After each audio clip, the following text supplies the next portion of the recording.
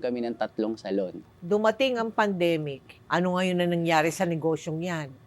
Sadly, yun nga po, Tita Mel, na kinailangan po naming isarado kasi Nasarado. sinarado po talaga Oo. namin dahil nga hindi na po akma yung kinikita sa bills at saka yung rents, Oo, etc. oo. Pagpapasahod sa mga empleyado. Kaya minabuti po namin isarado muna, pansamantala.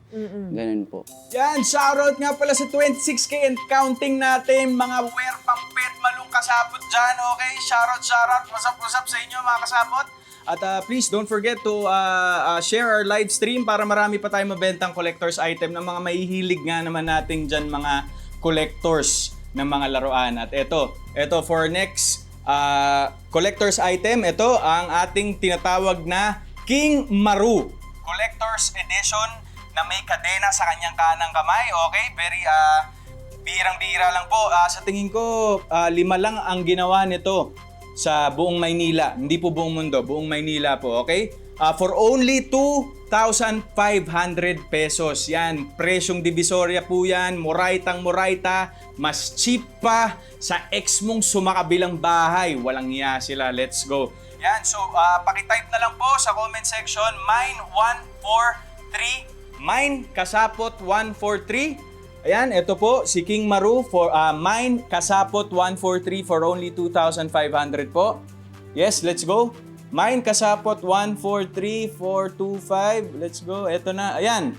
Nag-mine na po si RB Matibag. Thank you so much, RB Matibag. Sa'yo na tong King Maru collector's item natin. Yan, ikaw, isa ka sa mga 1 out of 5 na meron dito sa Maynila. So paki-screen shot na lang po tong live natin with this item at yung team po namin will get in touch with you para makuha po yung detalye ninyo at maipadala na namin to si King Maru.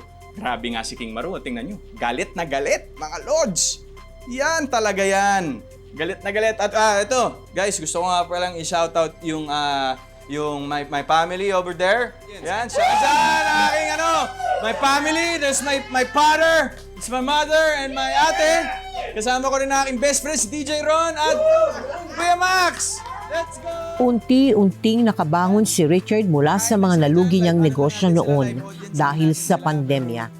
Muli siyang nakapagpundar ng mga gamit at nakapagbakasyon pa sa iba't ibang mga lugar na madalas niyang itinatampok sa vlogs at posts niya sa social media.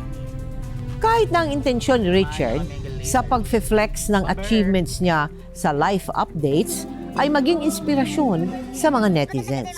Marami pa ring bashers ang umaatake sa kanya sa pag-aakalang ginagawa ito ni Richard para lang magyabang. Hanggang sa flex pa more sa kahambugan mo. Ano ba ibig sabihin ng flex pa more? Parang ang sinasabi nila dyan, parang sige, pagyabang mo pa kung ano yung parang meron ka. Grabe naman itong mga to, hindi naman nagyayabang anak natin. Oo naman. Kung makapagsalita sila, oo, grabe. Huwag nyo nang pansinin yung mga basher ko dyan sa social media. Hayaan nyo na yan. Wala namang sinasabing maayos yan iinit lang ang ulo nyo. Hindi ko sinabi mo pa, anak. Titiisin mo na lang. Ba, hindi naman ako papayag na bastos-bastusin ka nito mga to, tamakin, anak. Hayaan nyo na. Abang binabasa nyo yan, iinit lang ang ulo nyo. High blood din lang kayo. Hindi naman ako apektado sa mga ganyan. Hindi, pero anak, alam mo, kung itong mga bashers na to, alam nila kung ano yung pinagdaanan mong hirap sa buhay, hindi naman nila dapat minamasama kung nagpo-post ka ng kung ano man yung naibili mo o kung saan ka namamasyal, hindi ba? Dahil lahat naman yan, anak, pinaghirapan mo. Kaya nga mo. Hindi naman pinapost yan ni Richard para magyabang. Para lang naman maka-inspire ng mga taong makakakita. Sana nga ganun yung tingin nila, pero problema sa mga tao dyan sa social media kasi lahat sila dyan magaling. Gumawa ka ng kabutihan, hindi nila napapansin, pero pag may mali silang nakikita sa'yo na hindi nila gusto, ayun na yung pagkatao mo sa kanila. Sana makilala ka nito mga bashers mo katulad ng pagkakakilala namin sa'yo.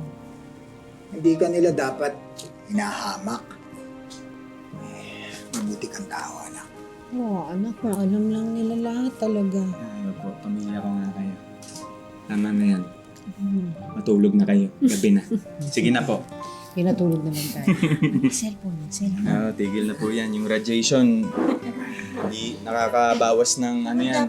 Ano yung tawag doon? Correct yan, dapat inaaway yan eh. Patulog. Sige na ma. Good night po. O ikaw ba, hindi ka pa magpapahinga? Hindi, tapusin ko na lang to. Iniwan mo to? Bukas na. Tamad.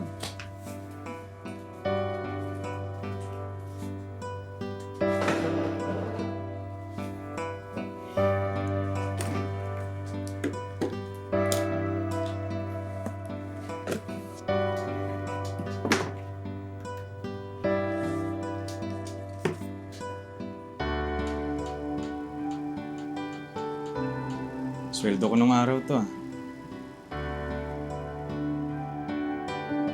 Iba't iba ang kulay, kay rami ng mga landas na dapat takin. Kung minsan tao'y nasa ibabaw, ngunit pag-ikot ng mundo Loko ng yabang. Evan, how pretentious. Feeling siya lalaing. Post ang post ng mga pinibili. Nakakaumay.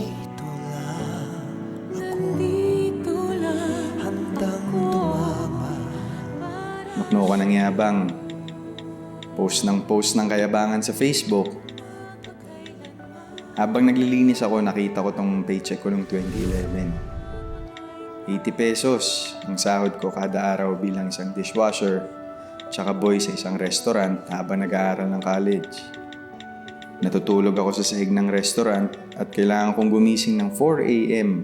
para mag-mop ng sahig, maglinis ng CR, tsaka magbukas ng restaurant. 4 p.m., mag-out na ako para naman pumasok sa school dahil panggabi naman ako nun. Grabe yan. Tapos uuwi ako ulit sa restaurant para hugasan ulit yung mga patong-patong na hugasin. Mga malalaking kawali at mga plato na halos mataas pa sa akin. Araw-araw ganun ang routine ko pero hindi ako napapagod dahil may gusto akong marating. Na balang araw, mabibili ko rin lahat ng gusto ko. Makakapunta sa iba't ibang lugar o bansa at makakakain ng masarap sa restaurant na hindi na ako ang maghuhugas. Kaya, huwag kayong mayabangan sa akin kung panay akong post ng mga nabibili ko at napupuntahan ko. Naharap lang kasi ako nun eh. Ngayon, natupad ko na. Sa mga gaya kong lumaki sa hirap, huwag kayong tumigil mangarap. Hindi tayo habang buhay mahirap. May mangungutya sa'yo, may hindi susuporta. Pero tandaan mo, walang ibang maniniwala sa'yo maliban sa sarili mo. Focus lang sa pangarap mo, para sa sarili mo at lalo na para sa mga magulang mo.